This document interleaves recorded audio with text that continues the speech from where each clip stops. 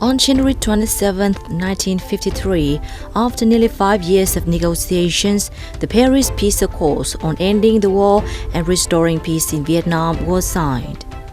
Under Article 16, the four parties attending the Paris Conference will immediately appoint representatives to form the four-party Joint Military Commission. Camp Davis, formerly a barracks of the U.S. Army, located close to the southwest of Tân Sơn Nhất Airport, is the headquarters of the Joint Military Commission. The Joint Military Commission has the task of ensuring the coordination of actions of the parties in order to implement the military provisions of the agreement on ceasefires, troops withdrawals, and the destruction of U.S. military bases.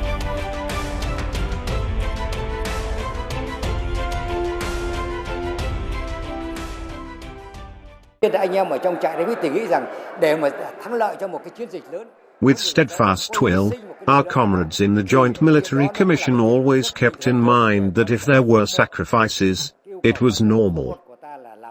Everything is for the liberation of the South and the reunification of the country.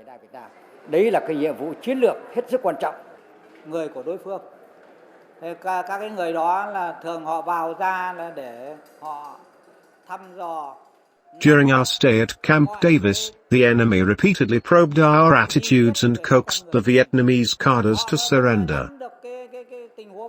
But with iron will from defending national independence and reunification, the cadres in the Vietnamese delegation to the Joint Military Commission did not hesitate or waver, and firmly grasped the target, forcing the enemy to strictly implement the agreement.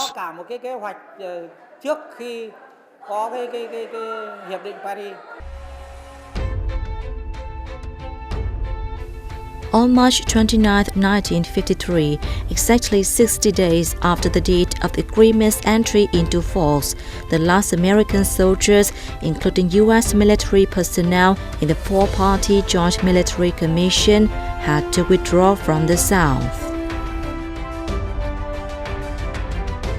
At 9:30 a.m. on April 30, 1975, soldier Phạm Văn Lai was ordered to plant the liberation flag on the top of the tower in front of Camp Davis. This is one of the first liberation flags flying in the skies of Saigon on the day of victory.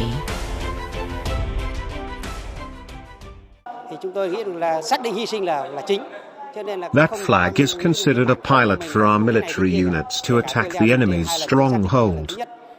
When performing that task, I also determined to be ready to sacrifice myself, with the greatest goal of allowing our comrades to defeat the enemy.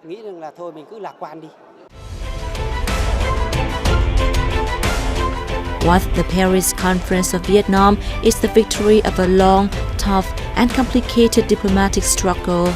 The struggle to force the parties, U.S. imperialists and the Saigon regime, to comply with the terms of the Paris Agreement is a dual and drastic battle of minds, contributing to the historic victory of the struggle for the liberation of the South and reunification of the country.